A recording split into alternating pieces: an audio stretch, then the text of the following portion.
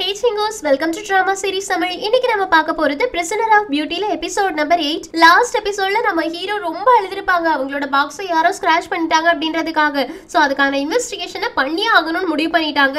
இந்த பக்கம் சூயா ஹீரோட அம்மா கிட்ட வந்து இத சொல்லி சிரிக்கிறாங்க. ஹீரோக்கும் ஹீரோயினுக்கும் பயங்கர சண்டை. அந்த ஒரு பாக்ஸ்ல ஸ்கிராச் போட்டா அவங்க ரெண்டு பேருக்கும் இவ்ளோ பெரிய சண்டை வரும் நான் நினைச்சு கூட பார்க்கலன்னு ஹீரோட அம்மாவும் ஆக்சுவலி சின்ன வயசுல இருந்தே ஹீரோ அந்த பாக்ஸை தான் கூடவே எப்பவும் வச்சிருப்பான். க்ளீன் பண்ணக்கூடிய ஆட்களை கூட அதை தொட விட மாட்டான். அதுக்குள்ள அவன் என்ன வச்சிருக்கான் அப்படின்றது கூட எனக்கு தெரியாது. சோ அது ரொம்ப முக்கியமான பொருளா தான் இருக்கும். அதை அவ தொட்டானா கண்டிப்பா அவன் மேல கோவப்படுவான் அப்படின்றது எனக்கு நல்லாவே தெரியும். அவங்க ரெண்டு பேரும் பிரிஞ்சு போயிட்டாங்க. அது வரைக்கும் நல்லது. நீ மட்டும் என் கூட இல்லனா நான் என்ன ஆகுவேனே எனக்கு தெரியல. நீ மட்டும் தான் இந்த வீட்ல எனக்கு சப்போர்ட்டிவா இருக்க கூடியதுன்னு. அதுக்கு சூயாவும் நீங்க மட்டும் தான் என்னோட பேரண்ட்ஸ் இறந்து போனதுக்கு அப்புறமா என்ன கவனமா பாத்துக்கிட்டது. நீங்க இல்ல அப்படின்னா எனக்கு என்ன பண்றதுனே தெரியாது. நான் வீடு இல்லாதவளா தான் இருந்திருப்பேன். அதனால எப்பவுமே நான் உங்க கூட தான் இருப்பேன். நீங்க சந்தோஷமா இருந்தா அதுதான் எனக்கும் சந்தோஷம் அப்படின்னு ஹாப்பியா இருக்காங்க. அப்ப அசிஸ்டன்ட் வந்துட்டு ஹீரோ இங்க வரா அப்படின்னு சொன்ன உடனே சூயா போயிட்டு ஒளிஞ்சுக்கிறாங்க. ஹீரோட அம்மா வா இந்த நேரத்துல இங்க வந்திருக்க, வா உட்காரு அப்படின்னு உட்கார வைக்கிறாங்க. அப்போ ஹீரோவும் நான் உங்ககிட்ட ஒரு விஷயத்தை பத்தி பேசுறதுக்காக தான் வந்திருக்கேன்னு. சரி என்ன விஷயம் கேட்கறதுக்கு, என்னோட ஸ்டடி ரூம்ல ஒரு பாக்ஸ் இருக்கும்ல, நான் யாரையுமே அதை டச் பண்ண விட மாட்டேன். அதுல நான் இன்னைக்கு ஒரு ஸ்கிராட்ச பார்த்தேன். யாரோ ஒரு ஆள் அதுல ஸ்கிராட்ச் போட்டிருக்காங்கன்னு ஹீரோட அம்மா ஃபர்ஸ்ட் பயந்துட்டாங்க. இருந்தாலும் யார் அதை பண்ணிருப்பாங்க, கண்டிப்பா அதை நம்ம கண்டுபிடிச்சே ஆகணும் அப்படின்றாங்களா. ஹீரோவும் ஆமாமா நீங்க தான் வீட்ல இருக்க எல்லா வேலைக்காரங்களையும் கவனிச்சிட்டு இருக்குது இவ்வளவு நாளும். அதனாலதான் உங்ககிட்ட நான் வந்து கேக்குறேன், உங்களுக்கு இதை பத்தி ஏதாவது ஐடியா இருக்கான்னு. ஹீரோவோட அம்மாவும் எனக்கு இதை பத்தி ஐடியா இல்ல, ஆனா எனக்கு என்னமோ ஹீரோயின் மேல அப்படின்றாங்க. ஹீரோவும் ஹீரோயின் மேல உங்களுக்கு டவுட்டா இருக்காமான்னு கேக்குறதுக்கு இல்ல நான் அந்த மாதிரி அவ மேல டவுட் இருக்குன்னு சொல்ல வரல. அவதான் இங்க இருக்கிறதுலயே உன் மேல கோவமா இருக்கா. அவங்க ரெண்டு பேருக்கும் பிடிக்காம கல்யாணம் நடந்திருக்கு. சோ அவ எதுவும் ட்ரை பண்ணிருக்கலாம்னு. அதுக்கு ஹீரோவும் சான்ஸே இல்லமா. ஆக்சுவலி அவளுக்கு என்னோட இந்த 9 லாக்கர் பாக்ஸ் மேல ஆல்ரெடி ஒரு கண்ணு இருந்துச்சு. நான் வேற அதுல பழைய பொருட்கள் தான் வச்சிருந்தேன். அதனால அதை எடுத்துட்டு எம்டி பாக்ஸ் அவகிட்ட கொடுத்திருந்தேன். அவளும் கொஞ்ச நாளைக்கு அதை வச்சு விளையாடிட்டு இருந்தா. அப்புறமா அவளுக்கு போர் அடிச்சதுனால அவளோட ஜுவல்ஸ உள்ள வச்சிருந்தா. சோ அவளோட பொருள் இருக்கக்கூடிய பாக்ஸ அவ எதுக்குமா ஸ்கிராச் பண்ணணும், கண்டிப்பா இருக்காதுன்னு. இதை கேட்டோடனே உள்ள இருக்க சூயாக்கு செம ஷாக். ஐயோ நாம அப்ப தப்பான இடத்துல கை வச்சிட்டோமோன்னு. ஹீரோ ஆல்ரெடி இவங்க அம்மா தான் இதை பண்ணிருப்பாங்களோ, இதுக்கு பின்னாடி சூயா தான் இருப்பாளோ அப்படின்னு டவுட்ல தான் வந்து இதெல்லாம் பேசிக்கிட்டு இருக்காங்க. இந்த மாதிரி போய் சொல்லிட்டு இருக்காங்க. ஹீரோட அம்மாவும் அப்படியா, நான் இதை பத்தி விசாரிக்கிறேன், இனி இந்த மாதிரி நடக்கிறதுக்கு நான் அலோவ் பண்ண மாட்டேன்னு. ஹீரோவும் ரொம்ப நல்லதுமா. இனி ஒரு விஷயம், சூயாவை பத்தியும் நான் உங்ககிட்ட பேசணும்னு நினைச்சேன்னு ஹீரோட அம்மாவும் என்னன்னு சொல்லி கேட்கறதுக்கு ஹீரோ சொல்றாங்க சூயாவை என்னால கல்யாணம் பண்ணிக்க முடியாது, பாட்டி கல்யாணம் பண்ணிக்க கூடாதுன்னு சொல்லிட்டாங்க. அதனால அவளுக்கு ஒரு நல்ல ஹஸ்பண்ட நானே பார்த்து வைக்கிறேன்னு.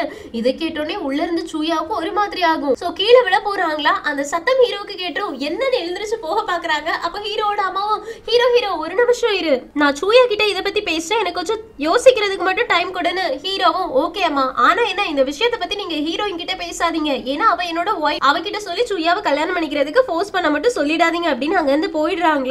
ஹீரோட அம்மாவுக்கு இடியே தலையில வந்து விழுந்த மாதிரி இருக்கு. எங்க கட் பண்ண நம்ம ஹீரோயினுக்கு அவங்க பிறந்த வீட்ல இருந்து நிறைய ட்ரெஸ் எல்லாம் வந்திருக்கும். ஹீரோயினும் இன்னைக்கு ஃபெஸ்டிவல் கூட கிடையாது, சீக்கிரமா எந்த ஃபங்க்ஷனும் வரப்போறது கிடையாது, அப்புறம் எதுக்காக என் ஃபேமிலில இருந்து இவ்ளோ ட்ரெஸ் எல்லாம் வந்திருக்கு அப்படின்னு பாத்துட்டு இருக்கும்போது அவங்களுக்கு ஒரு லெட்டர் கிடைக்குது. அதுவும் சீக்ரெட்டா வச்சிருப்பாங்க. ஹீரோயின் அதை பாக்குறாங்களா. அதுல என்ன எழுதி இருக்கோம்னா, இந்த வருஷம் வரப்போற வறட்சியை பத்தி நீ கவலைப்படாத, நல்லா தான் இருக்கும், நாங்க எல்லாருமே ரொம்ப சந்தோஷமா இருக்கோம், சோ நீயும் சந்தோஷமா இரு. ஆனா என்ன, உன்னோட அக்கா போயா இருக்கால்ல, அவ கேட்ட ஹெல்ப் மட்டும் எங்களால பண்ணவே முடியாது, இது அவளா தேடிக்கிட்டது, அதுக்கும் எங்களுக்கும் சம்பந்தமே கிடையாதுன்னு.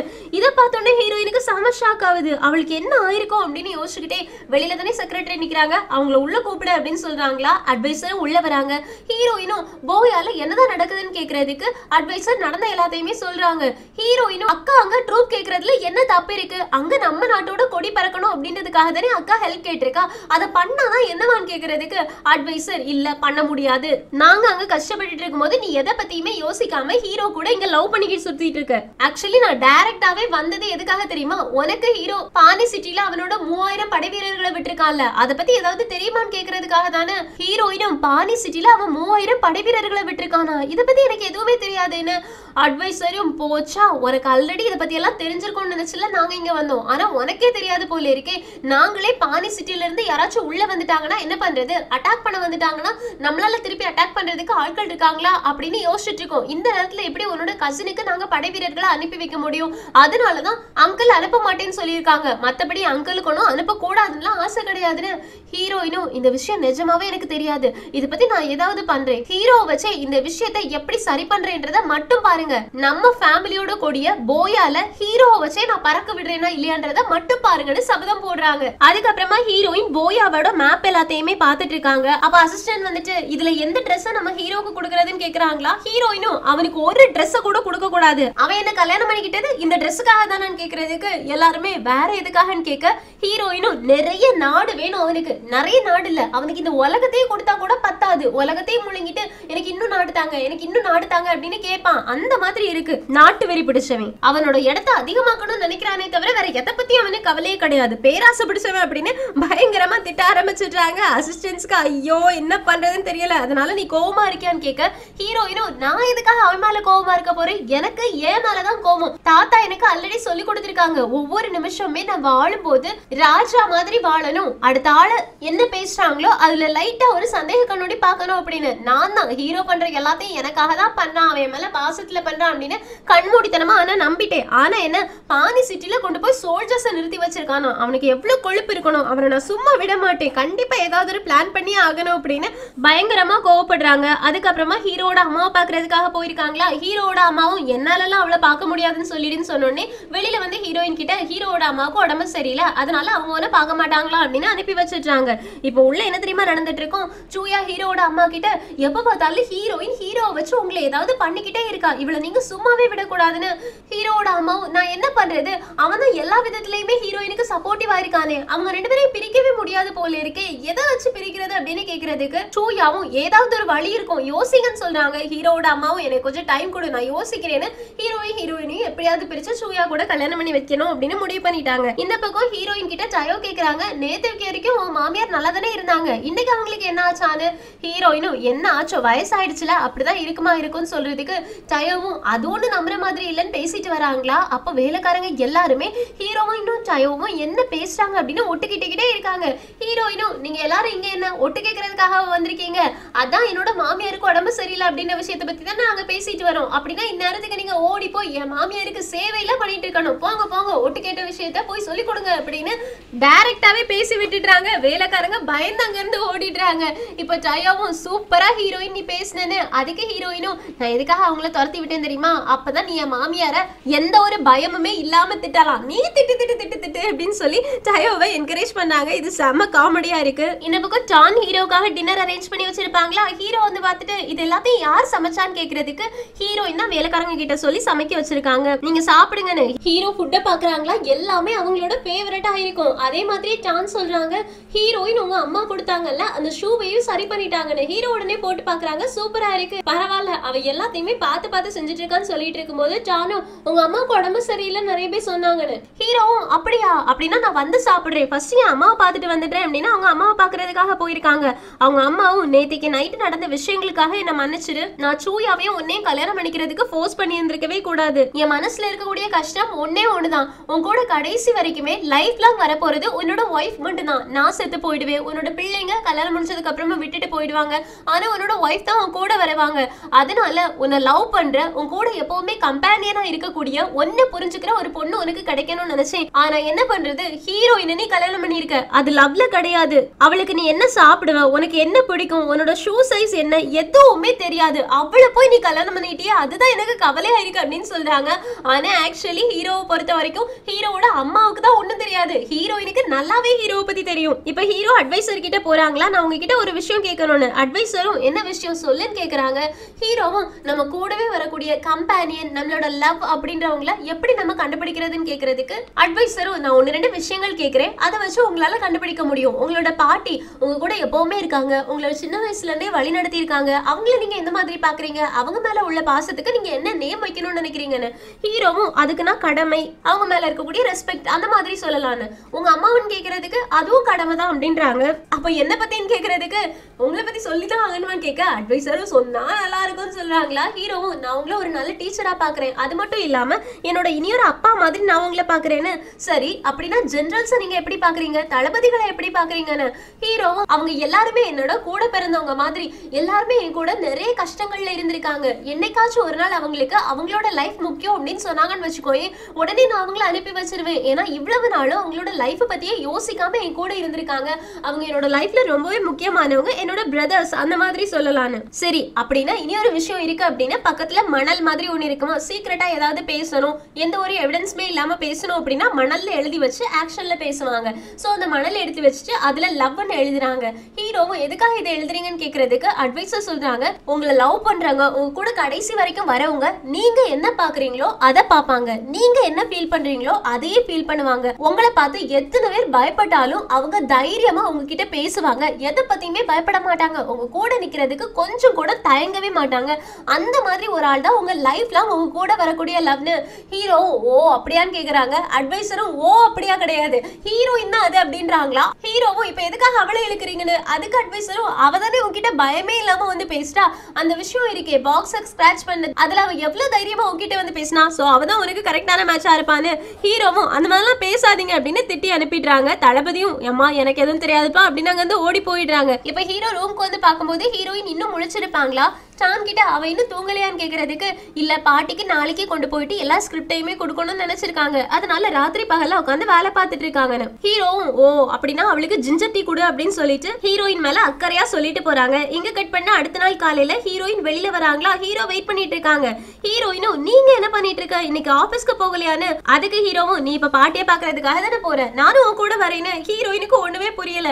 ஹீரோ கொஞ்ச தூரம் நடந்து போயிட்டு நீ முன்னாடி போ அப்படின்னு ஆக்ஷன் காமிக்கிறாங்க. ஹீரோயினும் முன்னாடி போறாங்க, அதாவது ஞாபகம் வச்சுட்டு போறாங்க, நீ மெதுவா நடப்ப நான் ஸ்பீடா நடப்பேன் அப்படின்றதுக்காக. பாத்தீங்களா ஹீரோ எவ்வளவு தாட்ஃபுல்லா இருக்கான்னு. அதுக்கப்புறமா கொஞ்சம் தூரம் போனதுக்கு அப்புறமா தண்ணி கிடக்கிறத பாக்குறாங்களா. லாஸ்ட் டைம் அலேக்கா கையில தூக்கிட்டு போனாங்கல்ல, அதே மாதிரி இந்த தடவையும் தூக்கிட்டு போலான்னு பார்த்தா நம்ம ஹீரோயின் தான் கோவமா இருக்காங்கல்ல, அதனால ஹீரோ தூக்க வரதுக்கு முன்னாடி நடந்து போயிடுறாங்க. ஹீரோவுக்கு ஒரே கேவலமா போயிடுச்சு, இருந்தாலும் அது கண்டுக்காம போறாங்க.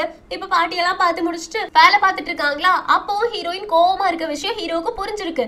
அதனால அவளுக்கு ஏதாவது ஒரு கிஃப்ட் கொடுக்கணும் அப்படின்றதுக்காக அவங்க கிட்ட ஒரு ஜேட் ஆர்ம்ரெஸ்ட் இருக்கும், கையை வச்சு நிறைய தூரம் எழுதும் போது வலிக்கும், இதை கையில வச்சு எழுதுனாங்கன்னா ரொம்ப கை வலிக்காது, சோ அதை ஹீரோயினுக்கு கொடுக்கலாம் அப்படின்னு ஒரு பாக்ஸ்ல போட்டு டான் கிட்ட சொல்றாங்க. ஹீரோயினை போட்டு எனக்காக சாப்பாடு செஞ்சு கொண்டு வர சொல்லு, அதுவும் அவளே கொண்டு வர சொல்லுன்னு டானும் போய் சொல்றாங்களா. ஹீரோயினும் சாப்பாடு கொண்டு வராங்க, ஆனா வெளியில நின்னுட்டு டான் கிட்ட கொடுத்து விடுறாங்க.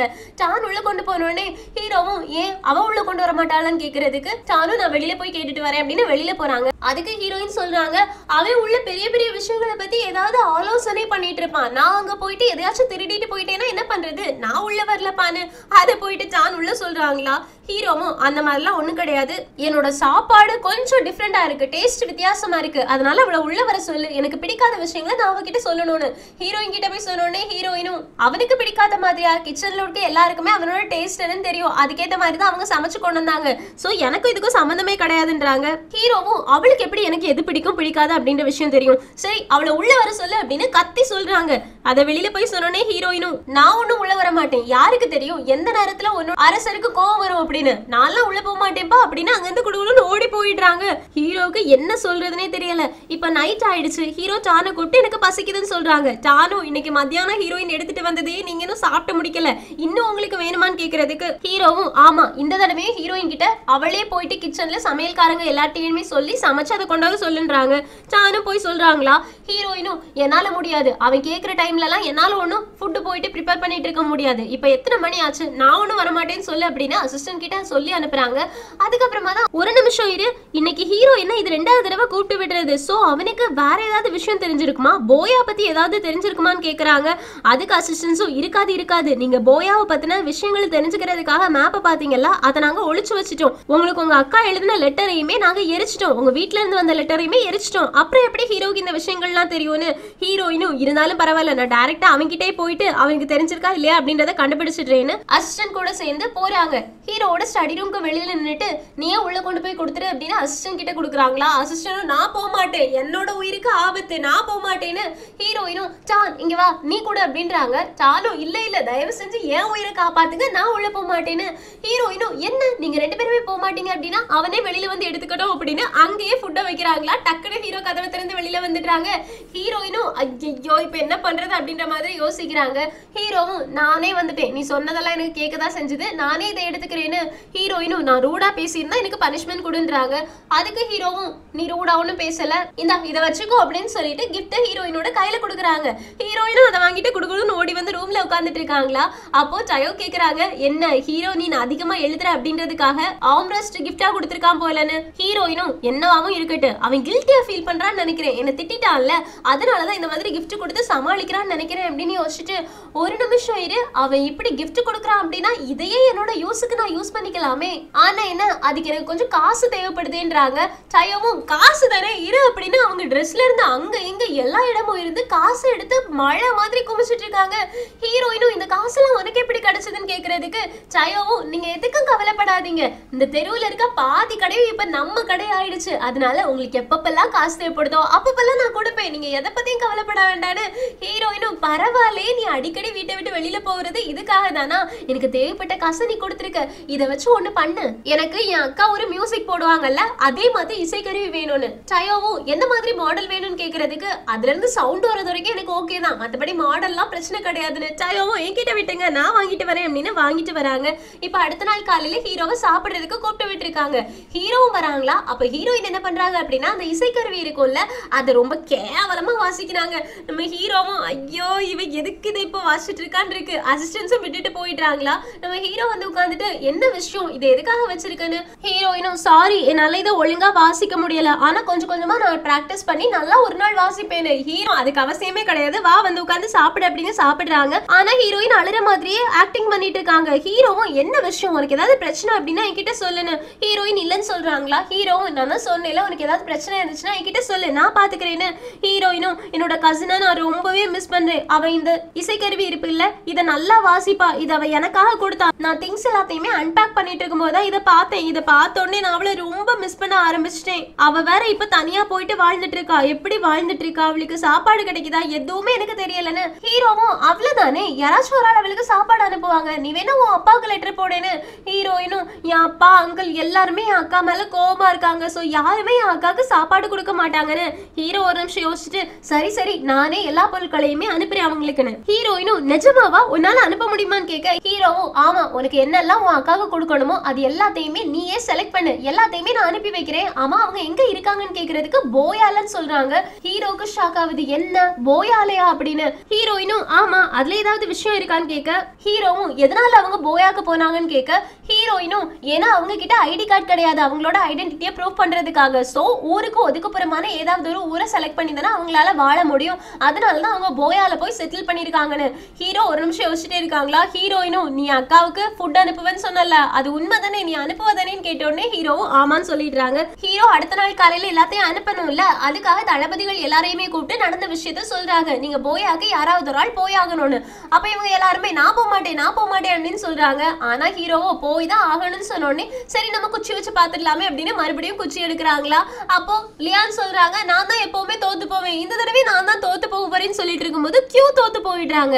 எல்லாருமே கியூவா தோத்து போனது அப்படின்னு பார்க்கும்போது கியூவும் இந்த தடவை லக் என் பக்கத்துல இல்லன்னு நினைக்கிறேன் நான் தான் போகணும் அப்படின்னு ரொம்ப ஹாப்பியா போறாங்க. ஆக்சுவலி கியூ வேணும்னே தான் தோத்துருப்பாங்க, இந்த தடவை அவங்களுக்கு போகணும்னு ஆசை. இப்ப அடுத்த நாள் காலையிலே திங்ஸ் எல்லாத்தையும் பேக்கப் பண்ணியாச்சா. அப்ப டயோ கேக்குறாங்க பாரு கல்யாணத்துக்கு பரிசு கொண்டு போன மாதிரி உன்னோட ஃபேமிலிக்காக இவன் ரெடி பண்ணிருக்கான்னு.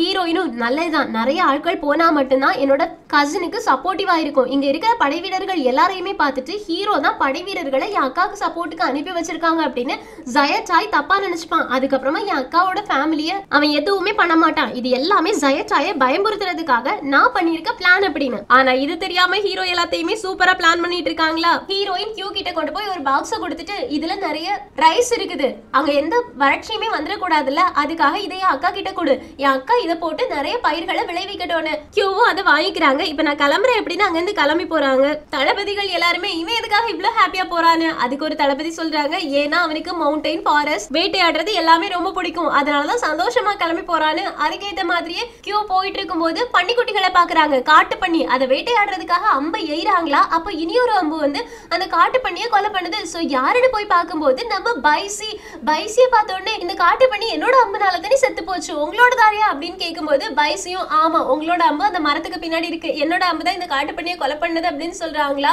ஓ உங்களோட நேம் என்னன்னு கேக்குறதுக்கு பைசின்னு சொல்றாங்க. நீங்க தான் பைசியா, ஹீரோயின் உங்களை பாக்குறதுக்காக தான் அனுப்பி வச்சாங்க அப்படின்னு ரெண்டு பேருமே உள்ள போறாங்க. டேஷியோ கிட்ட ஹீரோயின் ஹீரோயின் கொடுத்து அரிசி டப்பாவை கொடுக்குறாங்களா. அந்த அரிசி டப்பாவை டேஷியோ பார்த்துட்டு இருக்கும்போது உள்ள ஒரு லெட்டர் இருக்கதை கவனிக்கிறாங்க. சோ அந்த லெட்டர் எடுத்துட்டு தனியா போய் ரீட் பண்றாங்க.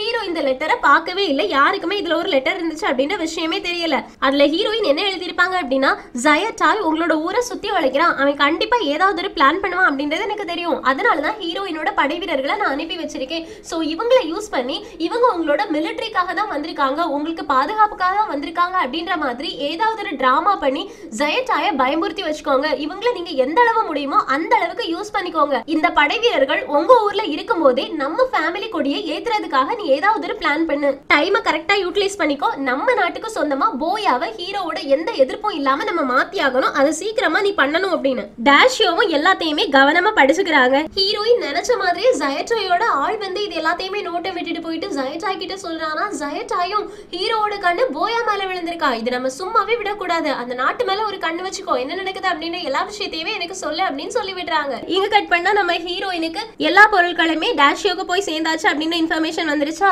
இப்பதான் அவங்க நிம்மதியாவே இருக்காங்க. அப்ப அசிஸ்டன்ஸ் கேக்குறாங்க, இனியாச்சும் ஹீரோக்கு ஏதாவது செஞ்சு கொடுக்கணுமா, இதுல இருக்க ஃபேப்ரிக்ல ஏதாவது ஒண்ணு சூஸ் பண்ணுன்னு. ஹீரோயினுக்கு வேற அசிஸ்டன்ஸ் மசாஜ் பண்ணிட்டு இருப்பாங்களா, அதனால ஹீரோயின் கண்ணு திறக்காம அவனுக்கு ஏதாச்சும் ஒண்ணுல பண்ணி கொடுங்க, என்கிட்ட துணியை மட்டும் காட்டுங்க, எது சாஃப்டா இருக்கோ அதெல்லாம் செலக்ட் பண்றேன் அப்படின்னு ஒரு துணியை செலக்ட் பண்ணாங்க.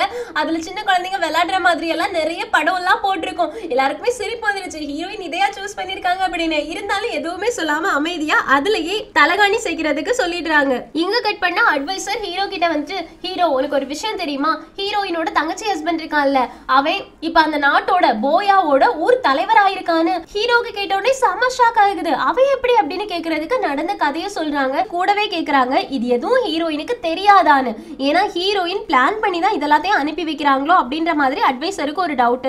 ஹீரோ சொல்றாங்க, சேச்சா அவ அந்த மாதிரிலாம் கிடையாது, அவளுக்கு ஏதாவது தெரிஞ்சிருந்துச்சு அப்படின்னா என்கிட்ட சொல்லியிருப்பா, இருந்தாலும் நான் அவகிட்ட போய் பேசுறேன் அப்படின்னு ஹீரோயின் கிட்ட பேசுறதுக்காக வந்திருக்காங்க.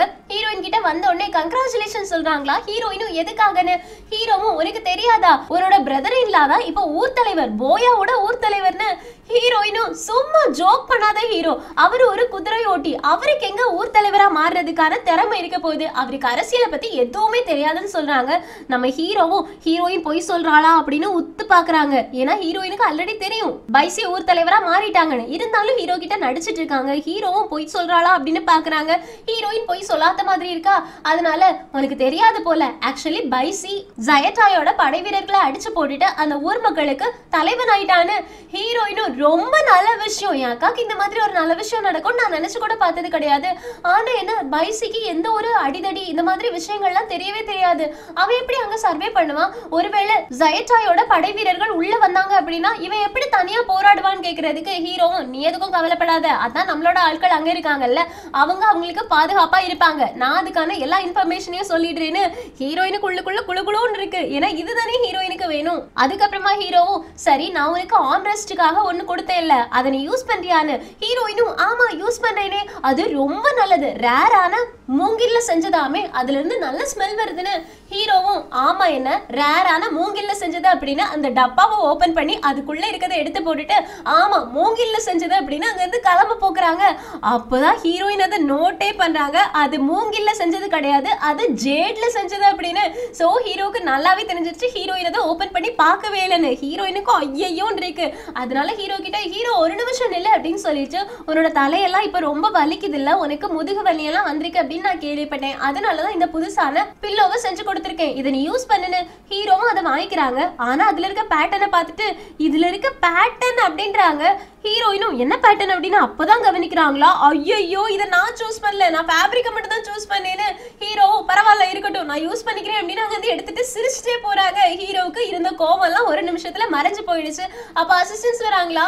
ஹீரோயினும் அடி பாவீங்களா, ஏண்டி அந்த பாக்ஸ் ஓபன் பண்ணி பார்த்துட்டு அதுல இருந்தது ஜேட் அப்படின்னு விஷயத்த என்கிட்ட சொல்லவே இல்லை, அது மட்டும் இல்லாம அந்த தலகாணியில இருக்கக்கூடிய மெட்டீரியல் இந்த மாதிரி குழந்தைங்க விளையாடுற மாதிரி இருக்கும் அப்படின்னு என்கிட்ட சொல்லவே இல்லையேன்னு. அதுக்கு எல்லாரும் நீ தானே சூஸ் பண்ண, அதுக்கு நாங்க என்ன பண்ண முடியும் அப்படின்னு ஹீரோயினே கிண்டல் பண்ணாங்க. ஹீரோயினுக்கு ஐயோ அப்படின்னு வெக்கமா இருக்கு. எங்க சிங்கிட்டாவது இந்த எபிசோட் முடியுது. சோ ஹீரோயின் பிளான் பண்ணி தான் போயாவுக்கு ஹீரோவோட ஆட்களை அனுப்பியிருக்காங்க. சோ போயால என்ன நடக்கும், ஹீரோயினோட ஃபேமிலி கொடி அங்க பறக்குமா, இல்லனா ஹீரோவோட ஃபேமிலி கொடி அங்க பறக்குமா, யார் அந்த நாட்டை எடுப்பாங்க, போயா யாருக்கு கீழே வரும் அப்படின்னு எல்லாத்தையுமே பாக்குறதுக்கு ரொம்ப இன்ட்ரெஸ்டிங்கா இருக்கும். சோ மிஸ் பண்ணாம அடுத்த எபிசோட்காக வெயிட் பண்ணுங்க. இந்த எக்ஸ்பிளனேஷன் உங்களுக்கு பிடிச்சிருச்சுன்னா லைக் பண்ணுங்க, மறக்காம சேனலை சப்ஸ்கிரைப் பண்ணிடுங்க. Thank you friends, take care, bye bye.